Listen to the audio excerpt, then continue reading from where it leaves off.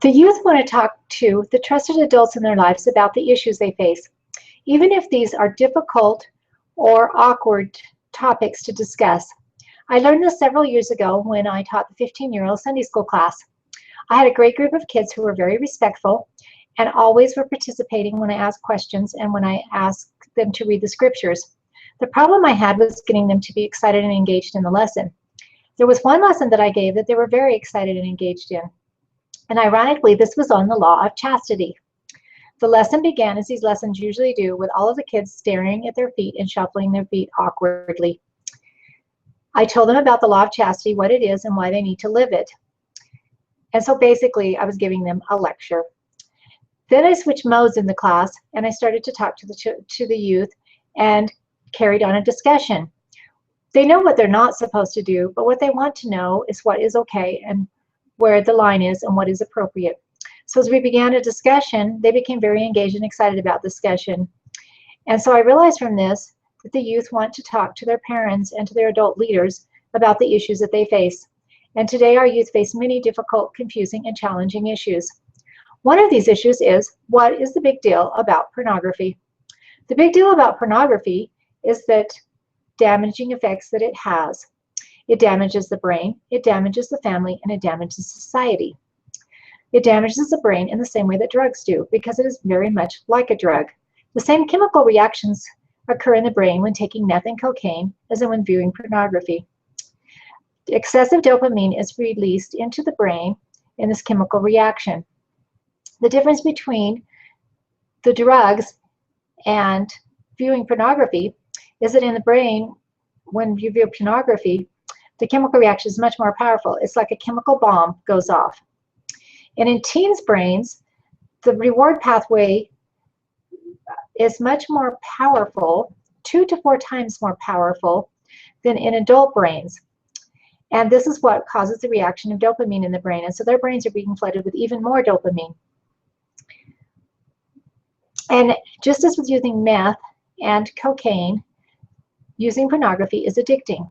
The reason it's addicting is in the brain, when these excessive levels of dopamine flood the brain tries to normalize things by shrinking the dopamine receptors. When the dopamine receptors are shrunk, there is not as much dopamine going into the brain. And so the individual needs to have more and more dopamine releases to even feel normal. And so they begin to crave pornography more and more. Elder Dallin H. Oaks said, it impairs decision-making capacity, and it hooks the users, drawing them progressively back for more and more.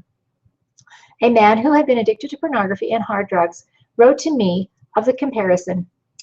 In my eyes, cocaine doesn't hold a candle to this. I have done both.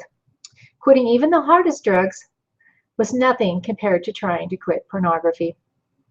Pornography physically changes the brain by rewiring the pathways and making new connections.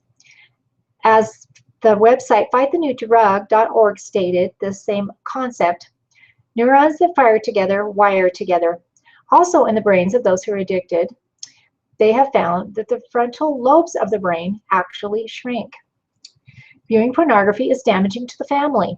For individuals who are involved in pornography, it is very difficult to form meaningful relationships.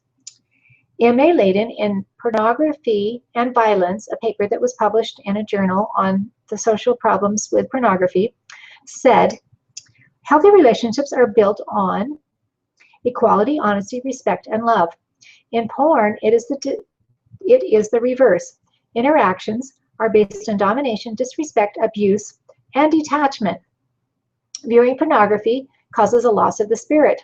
Elder Dallin H. Oaks said, when we worthily partake of the sacrament, we are promised that we will have his spirit to always be with us. To qualify for this promise, we covenant that we will always remember him. Those who seek out and use pornography for sexual stimulation obviously violate that covenant.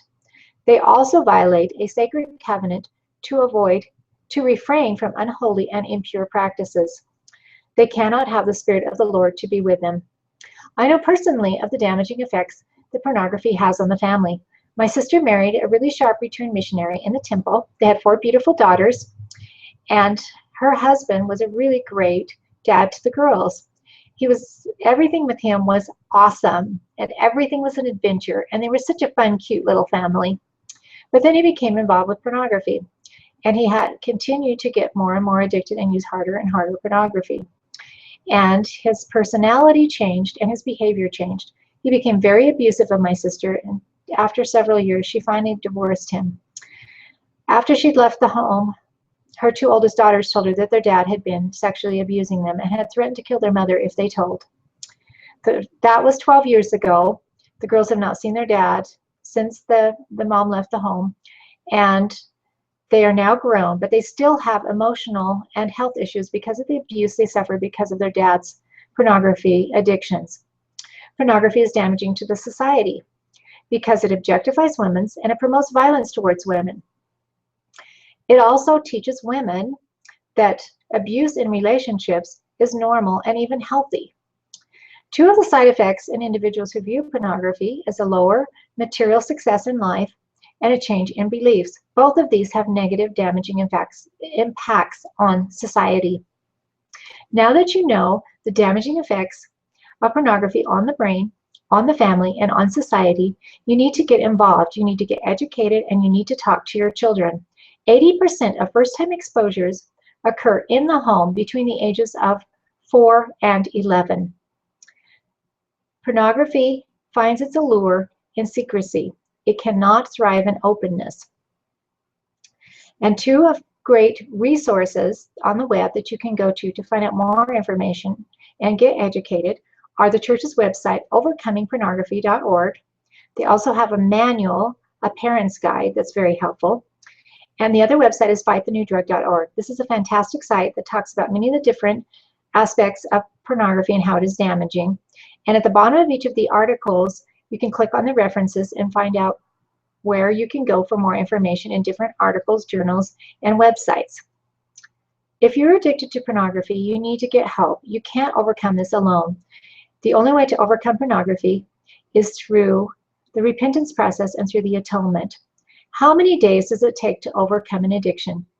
It takes 2 years. We all need to get involved and warn others about the damaging effects of pornography.